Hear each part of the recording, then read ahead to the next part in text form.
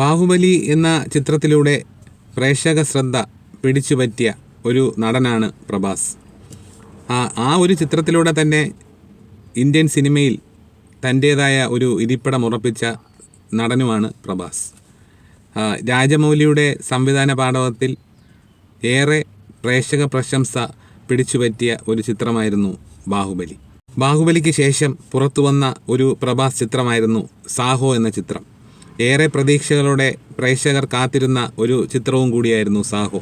പക്ഷേ cinema release ചെയ്ത് കഴിഞ്ഞപ്പോൾ അതായത് സിനിമാ പ്രേക്ഷകർക്ക് കിട്ടിയത് വെറും നിരാശ മാത്രമായിരുന്നു. സാഹോ എന്ന ചിത്രത്തിന് ശേഷം പ്രഭാസിൻ്റേതായി പുറത്തു വന്ന മറ്റൊരു ചിത്രമാണ് രാധേശ്യാം എന്ന ചിത്രം. ചിത്രം പ്രണയത്തിൻ്റെ അഗാധതകളിലേക്ക് നമ്മളെ കൊണ്ടുപോകുന്ന ഒരു ചിത്രമായിരുന്നു രാധേശ്യാം.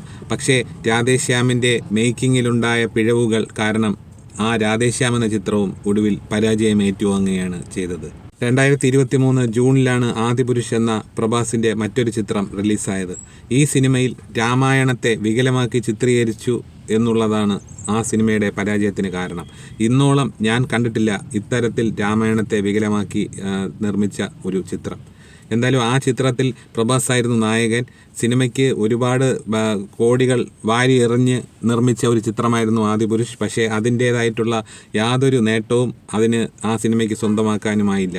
അങ്ങനെ പ്രഭാസിൻ്റെ മറ്റൊരു പരാജയ ചിത്രമായി മാറി ഈ ആദിപുരുഷ് എന്ന 2023 ആ ചിത്രം. ഒടുവിലായി റിലീസ് ചെയ്തത് സലാർ എന്ന പ്രശാന്ത് നീൽ ചിത്രമാണ്. KGF സംവിധായകൻ പ്രശാന്ത് നീൽ സംവിധാനം ചെയ്ത സലാർ എന്ന ചിത്രം. ആ ചിത്രത്തിൽ പ്രഭാസിനോടൊപ്പം തന്നെ പൃഥ്വിരാജും ഒരു പ്രധാനപ്പെട്ട റോൾ കൈകാര്യം ചെയ്തിരുന്നു. എന്തായാലും പ്രഭാസിൻ്റെ അഭിനയ ജീവിതത്തിൽ ഏറ്റുവാങ്ങി വന്നിരുന്ന പരാജയങ്ങൾക്കൊടുവിൽ ഒരു ആശ്വാസമായിരുന്നു സലാർ എന്ന ചിത്രം. ജൂൺ 27 റിലീസ് ചെയ്യാൻ ഒരുങ്ങുന്ന ഒരു ചിത്രമാണ് കൽക്കി 2898 എന്ന ഒരു ചിത്രം.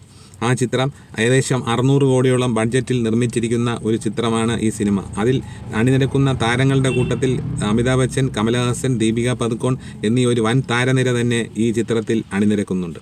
അപ്പോൾ ഈ സിനിമയിൽ ഇപ്പോൾ ഈ ട്രെയിലർ റിലീസായിട്ടുണ്ട്. ട്രെയിലർ റിലീസായപ്പോൾ ഈ ട്രെയിലർ കണ്ടിട്ട് എനിക്ക് തോന്നിയത് ഒരു VFX വിസ്മയം, ഒരു ഗ്രാഫിക്സുകളുടെ ഒരു ലോകം എന്ന് പറയാവുന്ന ഒരു ട്രെയിലറാണ് ഇപ്പോൾ നമ്മളുടെ മുന്നിൽ കണ്ട ഈ കൽക്കി എന്ന ചിത്രത്തിൻ്റെ ട്രെയിലർ. അപ്പോൾ ഈ ചിത്രവും ഒരു ഗ്രാഫിക്സ് വിസ്മയം ആയതുകൊണ്ട് തന്നെ ഇപ്പോൾ ഇതിന് മുമ്പിറങ്ങിയ ആദിപുരുഷ് എന്ന ചിത്രവും ഒരു ഗ്രാഫിക്സ് വിസ്മയം തന്നെയായിരുന്നു. ഈ ഗ്രാഫിക്സ് വിസ്മയം കൂടുമ്പോൾ, അതിപ്രസരമാകുമ്പോഴാണ് സിനിമ വികലമാകുന്നത്. എന്തായാലും ഈ സിനിമ പ്രഭാസിനെ ഭാഗ്യത്തിന് തുണയ്ക്കുമോ എന്ന്, പ്രഭാസിന് വീണ്ടും ഒരു ഭാഗ്യം കൊണ്ടുവരുമോ എന്ന് ജൂൺ 27 നമുക്കറിയാൻ കഴിയും. എന്തായാലും പ്രതീക്ഷയോടുകൂടി കാത്തിരിക്കുകയാണ് സിനിമ ആസ്വാദകർ എല്ലാവരും തന്നെ.